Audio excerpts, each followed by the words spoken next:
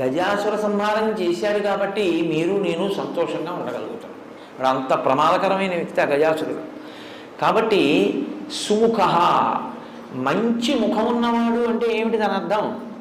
ఆయన ఆ ముఖాన్ని లోకం కోసం ఉంచుకుని గజాసుర సంహారం చేసి మిమ్మల్ని నన్ను రక్షించినటువంటి వాడు. కాబట్టి అసలు ఆ ముఖం ఉంచుకోవడమే మన కొరకు తప్ప, లేకపోతే అసలు ఆయన ముఖం అది కానీ కాదు. మనందరిలాగే ఆయన నరముఖంతో చాలా అందంగా కూర్చుని ఉండేవాడు. ఆయన ఏనుగు ముఖం పెట్టుకున్నాడు అంటే మన కోసం తన తల తీయించుకుని ఏనుగు తలకాయని పెట్టుకున్నవాడు. లోకం కోసం ఇంత గొప్ప పరిశ్రమ చేసిన వాడి ముఖం కన్నా సుముఖం ఇంకేముంటుంది? కాబట్టి సుముఖ కాదు.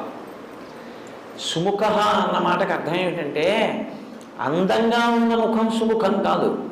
ఏ ముఖము ప్రేమని కలిగి ఉంటుందో, ఏ ముఖము ప్రసన్నమై